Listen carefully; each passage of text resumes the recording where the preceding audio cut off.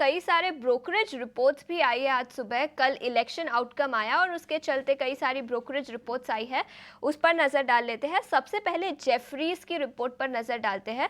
उनका मानना है कि कंसोलिडेशन अभी भी चलता रहेगा। कुछ उन्होंने सेक्टर स्पेसिफिक आइडियाज़ भी दिए हैं। उनका मानना है कि हाउसिंग साइकिल में कैपेक्स दिख सकता है। इसके अलावा भी कुछ और रिपोर्ट्स आई है। सीएलएसए की रिपोर्ट पर नज़र डालते हैं। उन्होंने एलएनटी को अपने पोर्टफोलियो से निकाल दिया है और एचसीएल टेक को अपने पोर्टफोलियो में ऐड किया है। तो कई सारे पोर्टफोलियो चेंजेस हुए हैं। Private sector banks, IT, insurance और कमोडिटीज़, ये चार उनके प्रिफर्ड सेक्टर्स रहेंगे। तो चार सेक्टर्स पर उन्होंने अपनी राय दी है और बुलिश नज़रिया दिया है चारों ही सेक्टर्स पर। इसके अलावा उनका मानना है कि इंडियन वैल्यूएशंस की बात करें तो अभी भी इंडिया मार्केट एक्सपेंसिव है, महंगे हैं, ऐसा उनका मानना है। और आईटीसी उनका टॉप पिक है स्टेपल्स सेगमेंट से। तो ये राय थी सीएलएसए की। इसके अलावा गोल्डमैन सैक्स की भी रिपोर्ट आई है। उनका मानना है कि मैक्रो स्टेबिलिटी कंटिन्यू हो सकती है अभी के लेवल से देखें तो। हाँ, थोड़ा सा शिफ्ट होगा वेलफेयर स्कीम्स पर, पॉपुलिस्ट स्कीम्स पर, जिसके चलते एफएमसीजी जैसे सेक्टर्स पर फोकस रहेगा। उनका मानना है कि कैपेक्स में ज़्यादा कोई रिडक्शन नहीं दिखेगा, तो कैपेक्स रिलेटेड स्टॉक्स पर अभी भी इंडस्ट्री का फोकस रहेगा।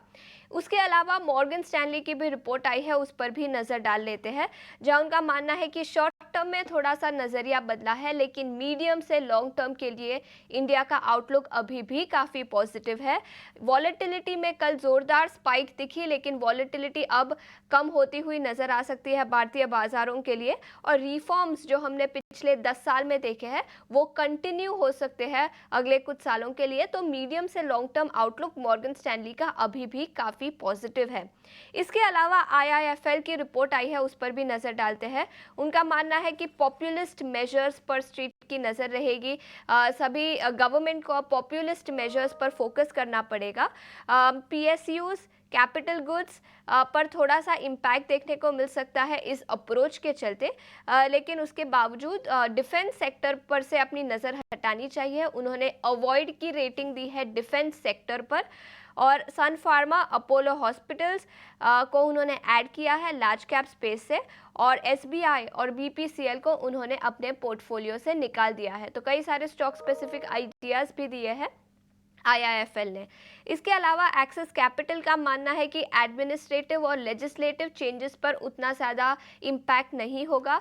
फिस्कल कंसोलिडेशन, याद रखिए इस गवर्नमेंट ने फिस्कल कंसोलिडेशन पर फोकस रखा है और वो फिस्कल कंसोलिडेशन पर फोकस कंटिन्यू हो सकता है अगले कुछ सालों के लिए। और अभी भी अंडरलाइंग फंडामेंटल्स की बात करें तो वो काफ़ी इंटैक्ट है। तो ऑल इन ऑल सभी ब्रोकरेजेस का ऐसा मानना है कि मास कंजम्पशन को लेकर थीम आगे जा सकती है। एफएमसीजी सेक्टर्स को फायदा हो सकता है और कैपेक्स, डिफेंस जैसे सेक्टर्स पर थोड़ा सा नेगेटिव इम्पैक्ट दिखाई दे सकता है।